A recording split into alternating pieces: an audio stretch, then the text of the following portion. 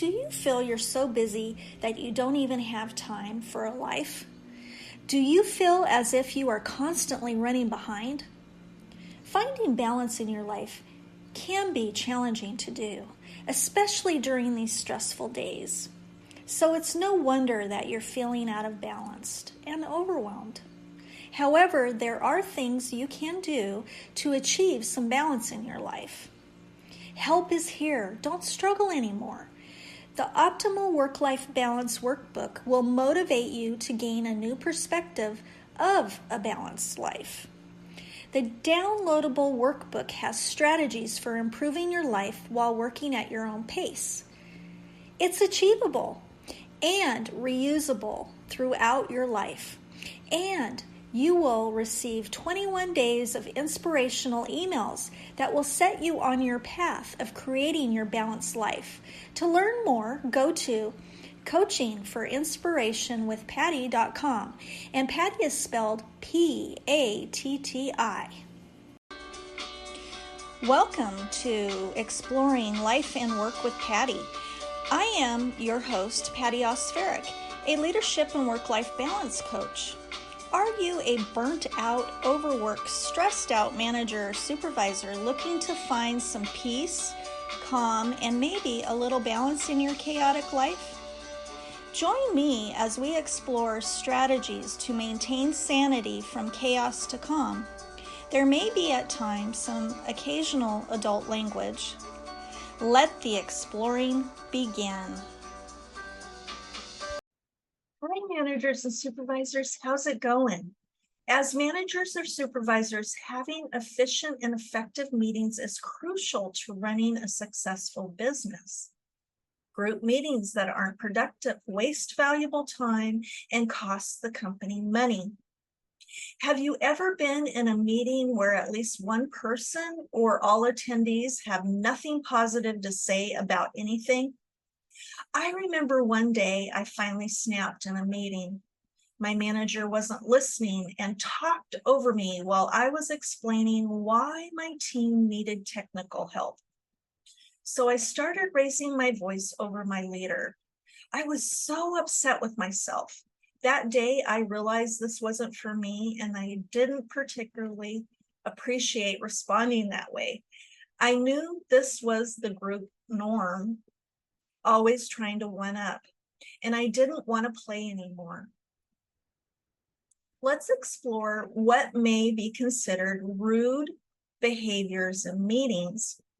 Interrupting the person speaking, not listening, acting bored, or lack of engagement.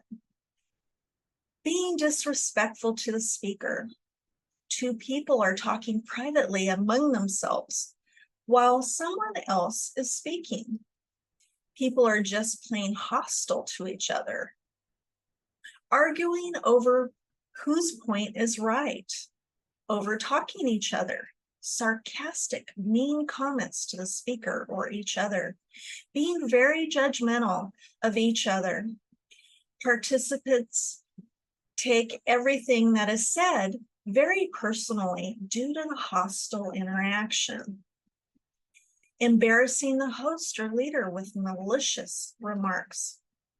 I have been in group meetings where all of these actions have happened, been the target, and participated in some disrespectful behaviors.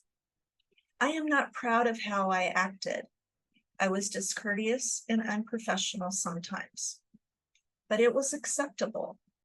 Was this behavior a way to conquer and get what was needed? Not really. Did anything get it resolved? Most of the time, nothing got accomplished. What lessons did I learn? I wanted things to be different, and I probably cared too much. I was tired, beaten down, disrespected, and unhappy with the results. I knew nothing would change in these meetings, and I had to accept it, either change my thinking or leave. On the bright side, my team at the time had a code of conduct for our meetings. People were respectful to each other and followed them. If someone didn't follow the code of conduct, including me, the team would call you out on it. things got resolved and people felt heard. What happened to common courtesy, collaboration, and respectfulness towards each other? How can we change the behavior in meetings? It takes one person at a time, starting with the manager and supervisor, to lead by example and reverse this unprofessional behavior. Here are some tips. Set up rules of conduct for the meeting. Go over them at the beginning of each session as a reminder. Have the code of conduct on the agenda template. As time goes on with the same group of attendees, the code of conduct will only need addressing if a new person attends the meeting. And then read the code of conduct at the beginning. When someone says something negative, turn to them and say something positive about the topic or the person. When someone intentionally breaks meeting etiquette, politely remind or refer to the code of conduct. As the manager or supervisor, focus on following the code of conduct, leading by example, and positive meeting etiquette will become achievable by all participants. Redirect off-topic discussions for later.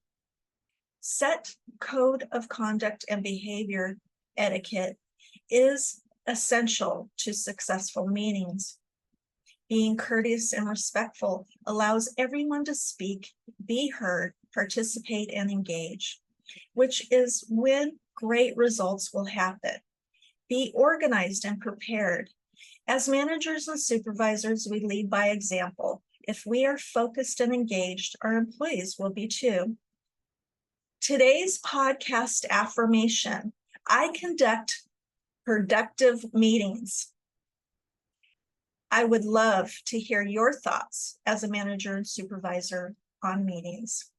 If you are struggling with the daily grind and feel alone, a leadership coach like me will help you work through those everyday challenges to continue moving forward to where you want to be. Did you find this helpful? If so, please share this podcast with others. Until we meet again. Thank you for joining me, Patti Osferic, in this episode of Exploring Life and Work with Patti.